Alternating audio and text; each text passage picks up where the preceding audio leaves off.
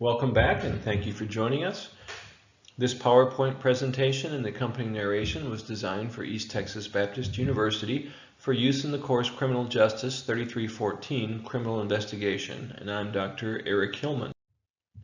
The textbook that we use in this course is Criminal Investigation 11th edition by Hess, Orthman, and Cho. The student's viewing of this presentation is designed to supplement the reading of the textbook and not to replace it. Chapter 10 is entitled Sex Offenses. This is Chapter 10C, the third segment of Chapter 10. We should discuss the legal elements of rape, both under the old law and under the current law. So first, let's look at the old law so we know the history of where we've come from, and perhaps we can see some problems with the old law that have been remedied under the new law. So, we used to call sexual assault simply rape under the old law. Rape is now actually an outdated term, but the elements of rape were sexual intercourse with a female other than spouse by force. So if those three things were true, that was rape. Now, do you see any problems with limiting rape to that definition? Well, in most cases, that's exactly what would happen. A man would force a woman to have sexual intercourse by force. But it doesn't cover all situations, and it was found to be an incomplete definition. Some of the issues: what about forced oral sex? If a man forces a woman to perform oral sex on him, that's not sexual intercourse, therefore it's not rape. What about a man who rapes another man? According to the old law, the definition of rape was with a female other than your spouse. What if a man forces his wife to have sex? Even though she says no, he still holds her down and forces her. Well, according to the old definition, it has to be someone other than your spouse. So under the old rape law, you could not rape your spouse. That was not a possible legal conclusion. And starting in the 1970s, the laws changed to include spousal rape. So if she says no, it's rape even if you're married. What about sex with a drunk, drugged, or unconscious person? If she's so drunk that she's unconscious and can't resist, does that mean it's not rape? Because look up under the old law, number 3, by force. Well, you don't have to use force against her if she's unconscious. And so the rape law was definitely insufficient to cover all the possible scenarios.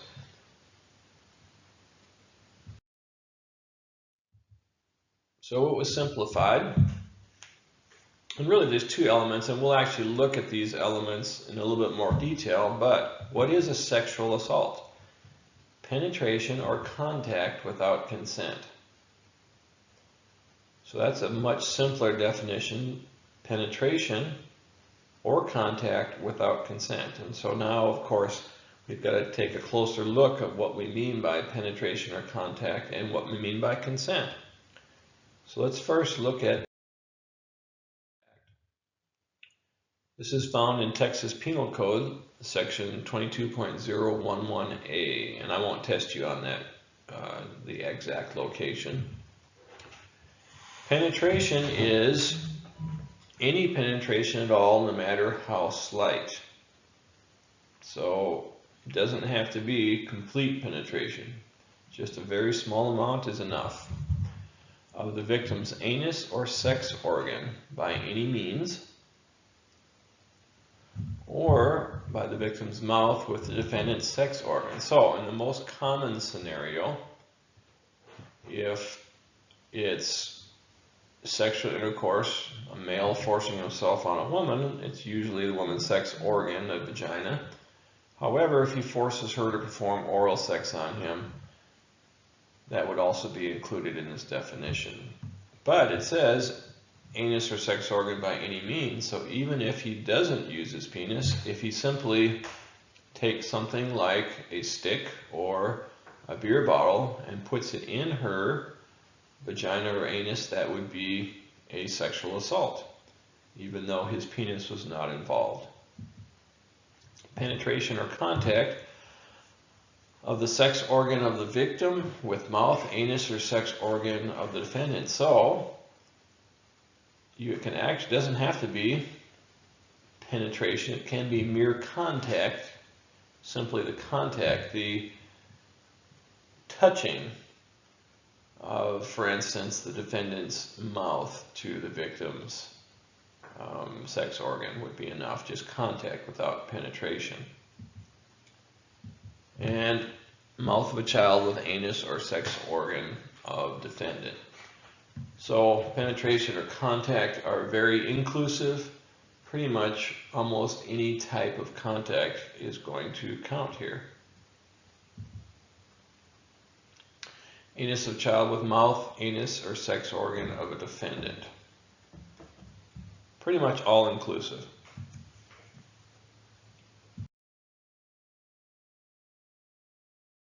We said penetration or contact, 1. Number 2, without consent. What do we mean by consent? Well, first of all, if she says no, that's without consent. That should go without saying. That's very simple. What if she's unable to say no because of alcohol, drugs, mental illness, mental retardation, sleeping or unconscious? So if she's passed out from alcohol or drugs, she's not able to say no. But if a man then doesn't have to force himself. If a man has sex with an unconscious woman or someone who's so drunk or so high that she can't say no, that's actually without consent. If a woman is mentally ill or mentally retarded and to the point where she's unable to say no, that's without consent. And if a woman is sleeping or unconscious and a man has sex with her, that's without consent. What if she says yes? Is it possible that yes verbally can mean no legally? Yes. If she says yes, that's still without consent if it's by coercion, force, or threat of force. So the man says, let's have sex. She says no. He says, either you do or I'm going to beat you up. And she says, okay, I'll do it, don't hurt me. Well, she said yes, but it was threat of force, so that's without consent. A mental health services provider cannot have sex with his client in Texas, and clergy, so the pastor of church or a priest cannot have sex with a parishioner. That's prohibited by law. And if someone's under 17, even if they say yes, if they're under 17, it's still without consent, unless it's a spouse or within 3 years of age. So if you look at the picture on the bottom right, let's assume this girl is 16. Well, she's under 17. Can she give consent? What if she says yes? Well, she can say yes to her husband, and she can say yes to her boyfriend who's no more than 3 years older than her. But if there's a 21-year-old man or a 20-year-old man that really likes this 16-year-old girl, and she says, yes, I'll have sex with you, that's still without consent, because she's not his spouse, and she's not within 3 years. And of course, if someone's under 14, they are not allowed to be involved in a sexual relationship. So anyone under 14, which means 13 and under, it doesn't matter. Anything else doesn't matter. If she's under 14, if you have sex with her, that's without consent, and that is sexual assault.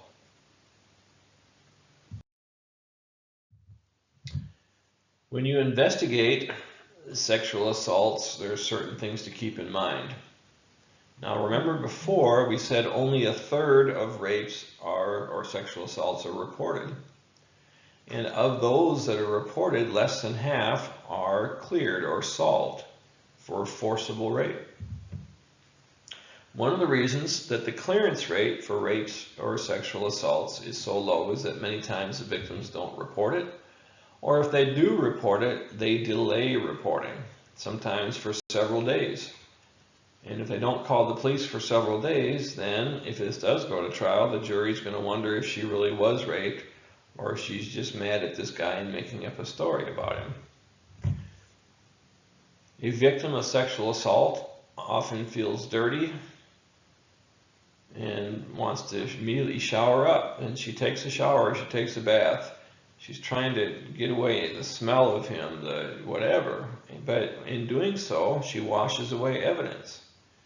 If he's left semen on her or in her, if he's left pubic hair on her or in her, or blood, she's washed all that away. She pulls the plug on the bathtub, or it's washed down the drain in the shower, and suddenly you have no evidence. She may douche to try to clean herself out. Often, the first person to receive a call about a sexual assault is a 911 call taker or a police dispatcher. Whether it is a dispatcher, a police officer, or anyone else, it's important to be compassionate. This is a very traumatic time for this victim, but also to be professional. The police dispatcher has to collect a lot of evidence in a short amount of time. Did this assault just occur, or is this a delayed report of several hours or days? Is the offender still at the scene? What is the offender's description? If the offender left, does the victim know what type of vehicle he's driving and which direction he left? The dispatcher needs to tell the victim, do not shower, do not douche. Do not disturb or clean up the scene. And definitely do not change clothes. All of these things are evidence. Many of these things, the victim immediately wants to clean up, immediately wants to throw away sheets and clothes and anything that reminds her of the incident, but it's important to let her know not to do any of that. That has to be collected as evidence. Again, be compassionate yet professional. The officer responding to the scene, depending on departmental policy as to whether you run lights and siren, but certainly turn those lights and siren off before you get there, because that will stress out the victim more, and it may bring lots of onlookers. When people hear lights and siren, people come out of the woodwork from neighboring houses, whatever, and that brings more embarrassment on the victim. When you arrive at the door, knock and announce your identity clearly, because she may be afraid the rapist is coming back. Announce who you are. This is Officer Hillman with the Houston Police Department. You don't have to say out loud where everyone can hear, I'm here to investigate the rape that you called about. That would not be a good thing to do. Instead, is it okay if I need to talk to you about a few things? Is it okay if I come talk to you? You don't need to announce what it is so all the neighbors can hear it. If she has injuries, you want to call for an ambulance. Now, ambulance for serious injuries. Minor injuries, you're going to send her down or take her down to the hospital for a rape kit. And for minor injuries, the sane nurse, sexual assault nurse examiner will be able to take care of minor things like cuts and bruises. When you get there, get the suspect description. If the dispatcher didn't get it, and even if she did, you may be able to get additional information on clothing description, types of vehicle, direction of travel.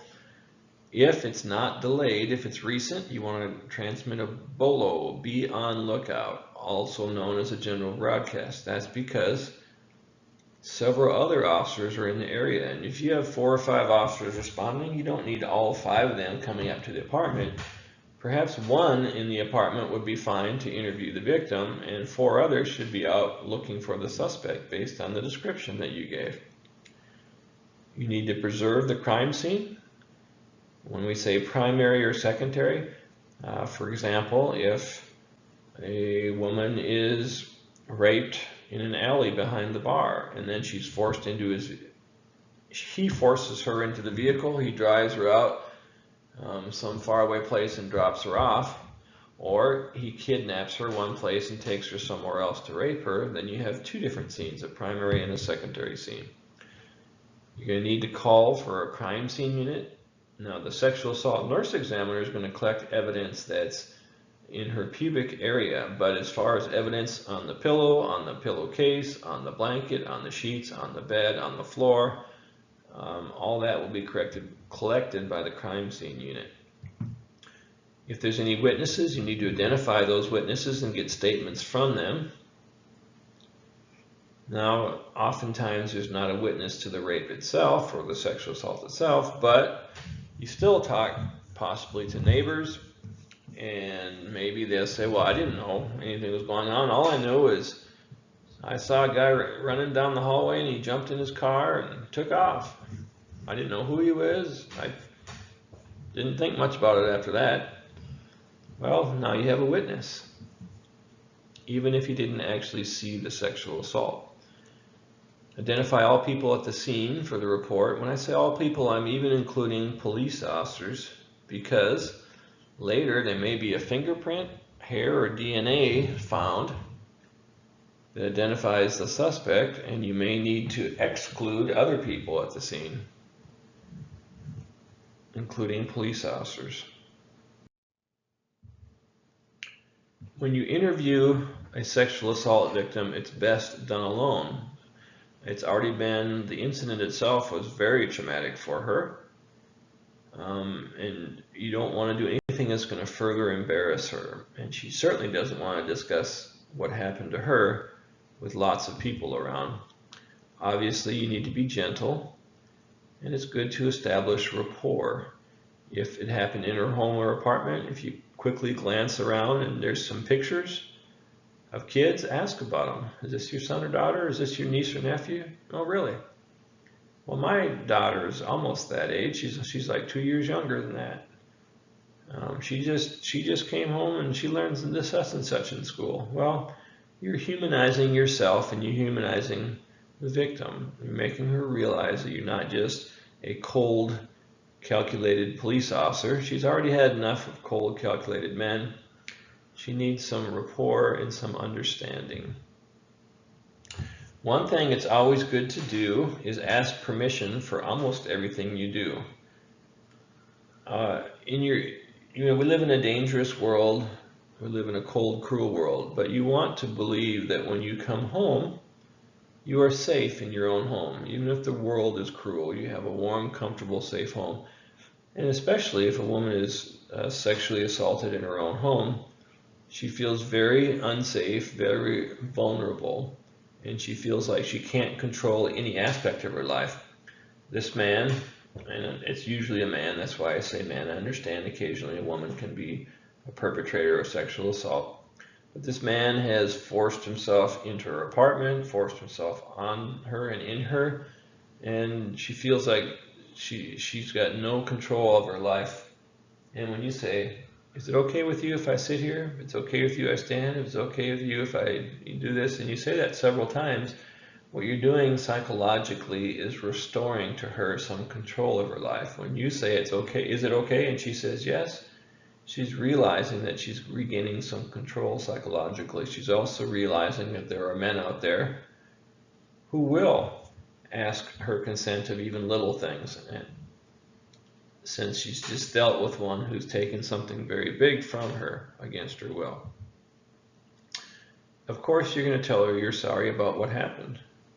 Any reasonable person would be sorry about what happened. It's not your fault.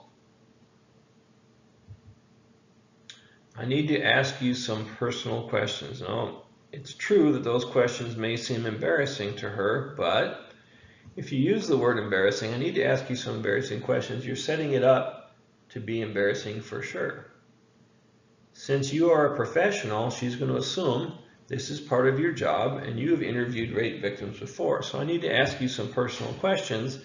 Makes you sound more professional and will put her at ease too, instead of using loaded words like embarrassing. What if you think she's not telling the truth? Well, assume that she is, unless you gain facts that prove otherwise. It may turn out later that she has made something up, but in most cases, reports of rape are true and are real. So assume at this point she's telling you the truth. Explain to the sexual assault victim that it's important that she cooperates. She may have already hesitated to call the police, and that's why the call came in minutes, hours, or days later. And maybe she talked to her best friend who finally talked her into calling the police, but she doesn't know if she should cooperate. She doesn't want further embarrassment. The police officer or the investigator needs to know everything that happened and needs to put the victim at ease and willing to tell everything that happened. First of all, where did this sexual assault occur? In the car? In the garage? In the bed? In the hallway? In the bathroom? In the kitchen? In the living room? Do you know who did this? Many sexual assaults, as a matter of fact, more sexual assaults are committed by someone the victim knows than by strangers. So maybe she does know his name. She used to work with him. She used to go to school with him. She met him at a bar. Maybe she doesn't know his name, but she's seen him hanging around the apartment complex. And so she can give a good description. She's seen him before. And if so, where? Do you have a relationship with him? Is this truly a stranger, or is this an ex-boyfriend? And you've moved on and he can't accept it. Are you just friends? Are you co-workers? The victim's home is ideal for an interview because she feels comfortable in her home, unless the rape or the sexual assault occurred in the home. Then it may be better to interview her somewhere else. Police station is a good place to interrogate suspects, but not really a good place to interview a rape victim. And you can simply ask her, is it okay we talk about this here, or would you rather go somewhere else? But anywhere you decide to go, you must have privacy. Oftentimes, if she's been hurt, beat up, whatever, she may be transported to the hospital, and the first time the police see her is in the hospital. Make sure that you have a private room where you can interview her without her having to disclose intimate details of what happened when there's someone else in the room behind the curtain that she doesn't even know. You want to get a very good suspect description. What race was the suspect? Approximate height, approximate weight, build, hair, any facial hair, mustache or beard, clothing, type, color, voice, deep or average or high-pitched. What exact words did he use? Suspects tend to repeat successful behavior. So criminals who commit a crime and are successful at it tend to repeat it. And so by asking the exact words, you may be able to tie this sexual assault into other sexual assaults. What mannerisms did he have? Did he behave in any unusual manner? Did he ask for or commit unusual sex acts that were just weird? Was he circumcised? Well, if he covers her face with a pillow or puts a bag over her head and has sexual intercourse with her, she may not know that. But if he forces her to commit oral sex on him, then she may know if he's circumcised. In Europe, about 20% of men are circumcised, but in the United States, about 80% of men are circumcised. So that can actually be an identifying characteristic. All right, what happened before the attack? Maybe he asked that, well, you know, I was in the supermarket and there was this guy. It seemed like every aisle I went to, you know, within a minute of me going to the aisle, he just happened to be looking at something. Even in several times he'd look at stuff but not take anything into his cart from that aisle. Well, what did he look like? Oh, it's a white male, about 6 to 6'2", maybe 200 to 220. Now you got a suspect. Where was the victim when this happened? At Kroger? Walmart? Were there other people there? Would other people, maybe you saw him talking to someone else who recognized him? If it's at Walmart, surely it's going to be on surveillance cameras. Is it possible that he followed you to your car or home or somewhere else afterwards? Do you notice anything else suspicious about?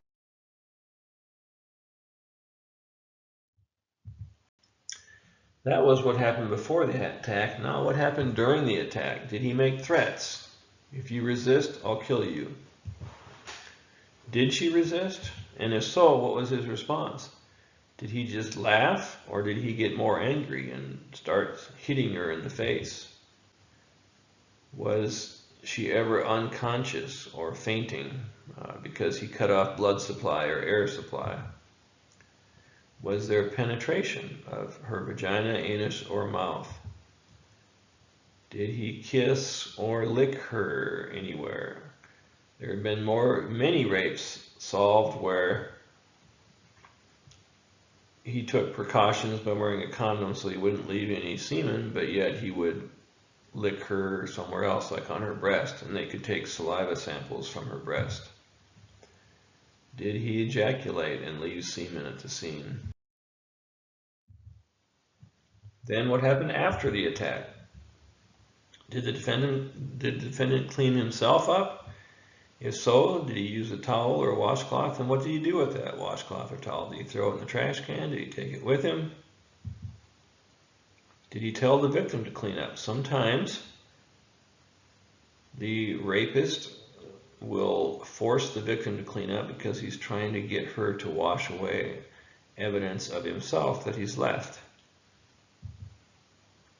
Did he in any way try to hide evidence? Did he tie up the victim afterwards to keep her perhaps from calling the police?